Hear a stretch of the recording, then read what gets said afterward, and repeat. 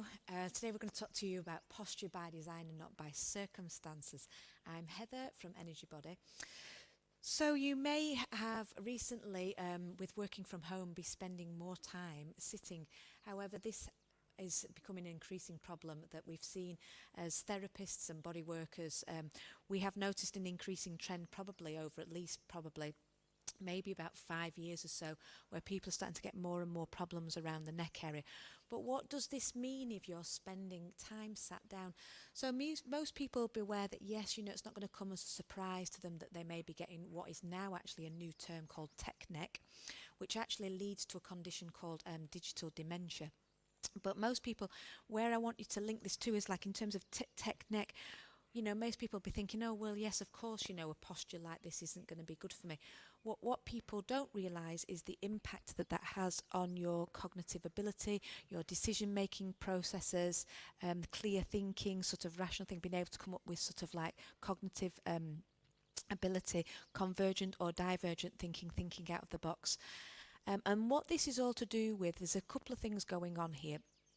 So one is that we need to learn that we are actually understand that we are a thinking body. We body think as well as brain think, and that the mind isn't just located in the brain. So the mind, in terms of the neuropathways and the central nervous system, goes through all of the body.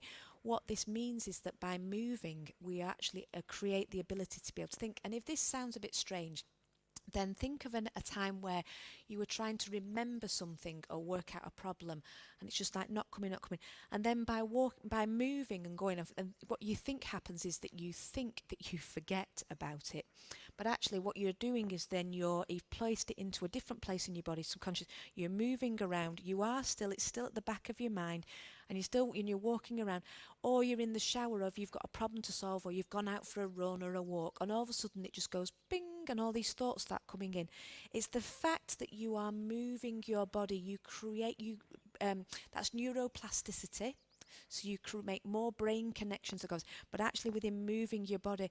And another way to explain that is that where you can fine tune this even more is if you're trying to problem solve or come to one answer or remember something, that's called convergent thinking. There's just one answer to a problem, or you're trying to remember something, convergent thinking. And if you want to do that and help yourself get to that point, is to do movement patterns that are sequenced, that have form, we call them form, that have a repetitive pattern. So walking is good for that, running, most of our things, which are the same moves that you're familiar with, bring that.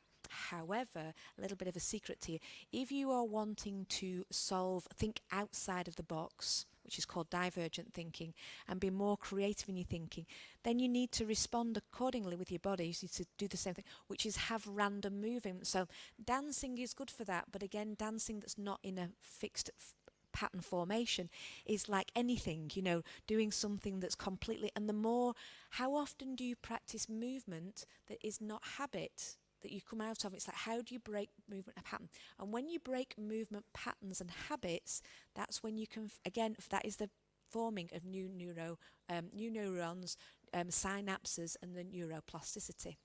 So first tip number one, take dance breaks. Put some music on. If you're working wherever you are at home, it's really useful. You can understand now the benefits of taking dance breaks and just sort of being random, just putting on and let anything happen.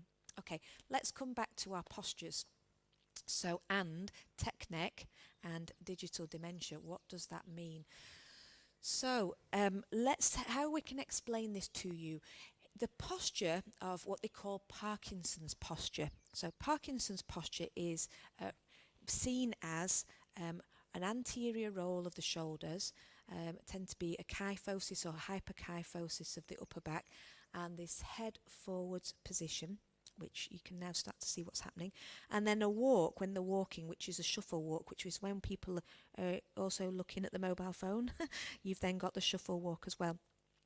So what's important to understand is that Parkinson's is caused by a brain disease.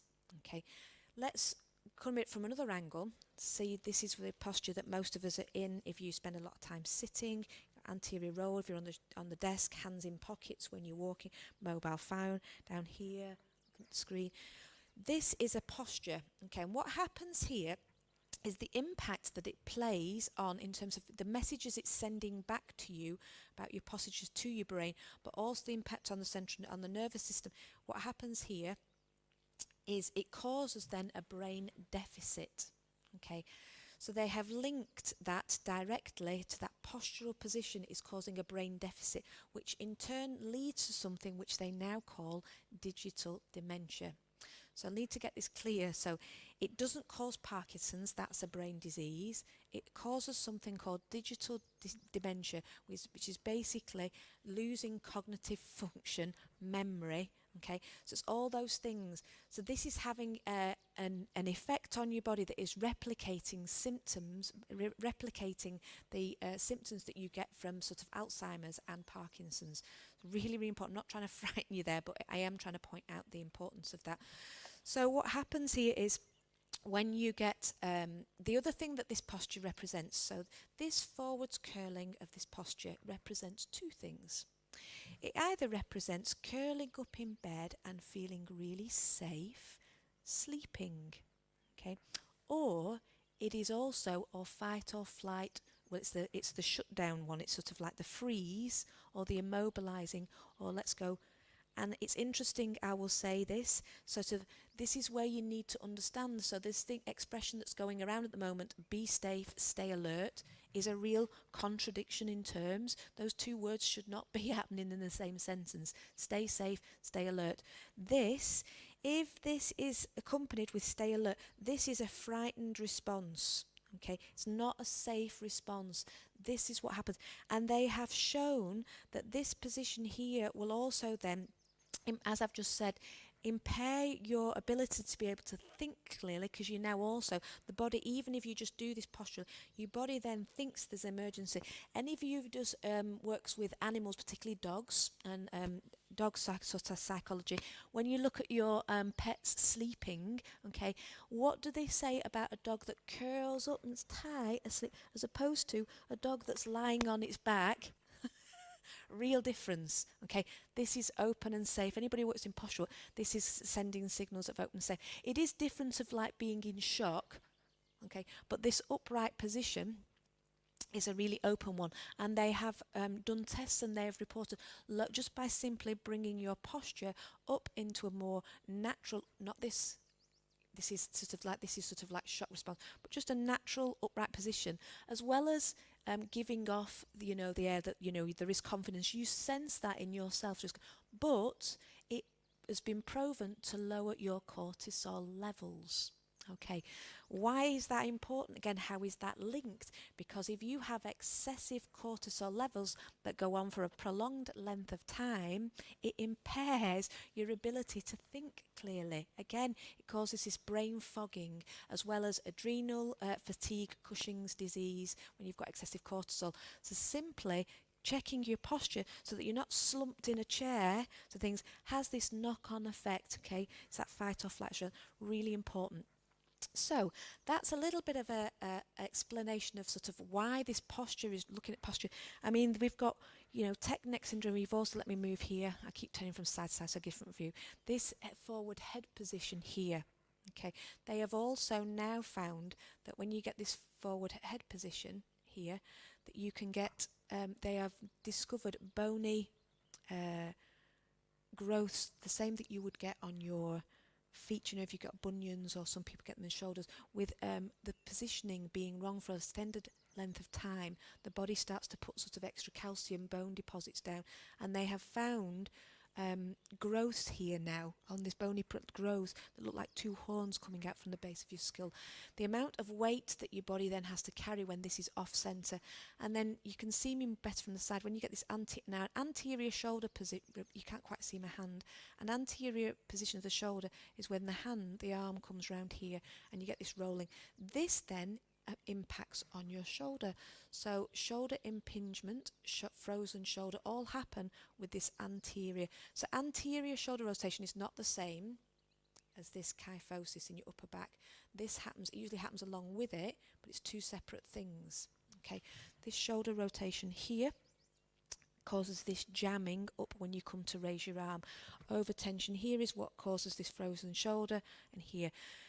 The other thing that's important, when you get this, I'll take my scarf off for a moment, when you get this forwards head poke here, when you get exaggerated curves in your spine, this is when the rotation, the side turn, you get limited and blocked. Okay, so it just locked. If you get an exaggerated curve in your upper back, I'm just that again, you don't get full rotation. Most people think that rotation comes from the lower back. It doesn't actually. It's surprising. Most of your rotation comes from your, should come, if you haven't got this excessive curve, does come from your thoracic spine. Okay, so rotation, so this can really impact. Looking at the next thing to look at posturally is your eyes.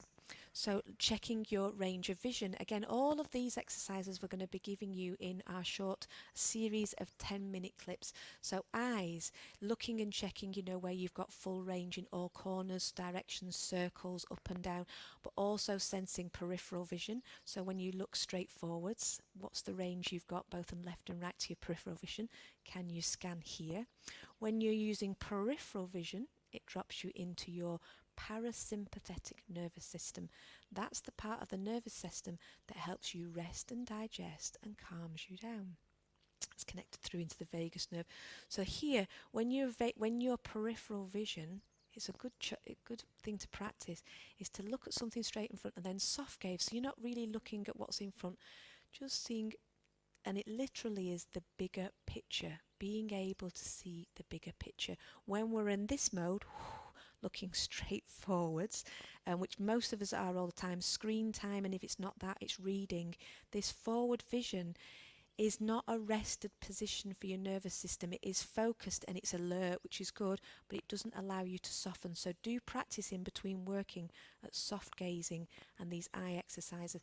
Also, do try and place your desk so you've got a window behind you, so you've then got long sight. It's really important. There is also tests to show that we are losing as a species, like in the Western world, long vision, because we're not often, if you're not getting out long enough, it's another advantage of going for walks and really expanding, checking peripheral vision and that long sight vision for your eyes. So there's lots of things there to be focusing on. The other one, in terms of this kyphosis, rounded shoulders, as you can see, the pressure that it puts here directly impacts on your heart and has been known to cause things. That's why it's a direct, not just because of the stress, but puts pressure on, and it doesn't help in terms of blood pressure, heart disease, and sort of like increased rate of heart attacks by having this folded pressure down here on the heart. As you can see, also is collapsing into diaphragm. It turns out also collapsing down into diaphragm.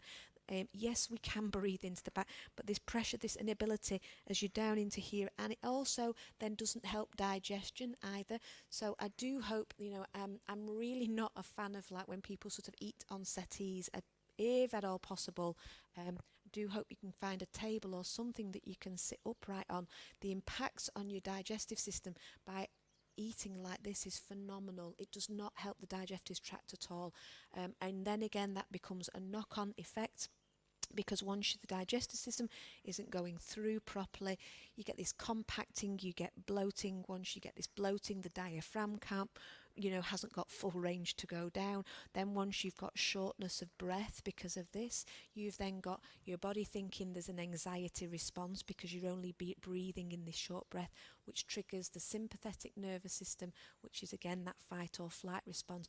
So can you see from all these things that I'm putting together into this jigsaw of how much your posture impacts on so much more of your well-being? It's not just simply that by having this bad posture, I'm going to get a bad neck, I'm going to get shoulder pain, but what's going to happen internally to your well-being, both sort of like mental clarity, also what this does emotionally to you, again with this thinking that this is a fight-flight response position, what it does for your digestion, and what the impact that have as well on your nervous system. So what we will be doing on the basis of this, if you would like to know more about techniques and little bits of short exercises that we'll be putting together for these, we're putting well-being packages together for different sort of purposes. So some of them well-being packages will be based if you're working often from home or in an office or you're sitting. There'll be lots of exercises that you can take 10-minute breaks from. We're also doing posture break well-being packages for sequencing of like getting up in the morning. What's a really good sequence that you can do for your body to get it alert, waking, so you can get your brain sort of like, really sort of there operating well. It's funny, isn't it, when you say operating well? I don't believe we operate like a computer system at all. We're far more advanced than that. But a sequence of moves that will wake up our posture, getting us ready there for sort of like for the day, and evening ones for sleep, for what you can do to get your posture in a really good position so you can open everything up ready for sleep at night. So there's going to be all sorts of things like that we're putting together in our wellness package. So do keep your eyes out for those. They will be coming in time, ready for December. So if anybody's interested in those wellness packages, well, there'll be a series of different ones for different circumstances. We'd love to see you there. Thank you for joining us at Energy Body, and we look forward to seeing you soon.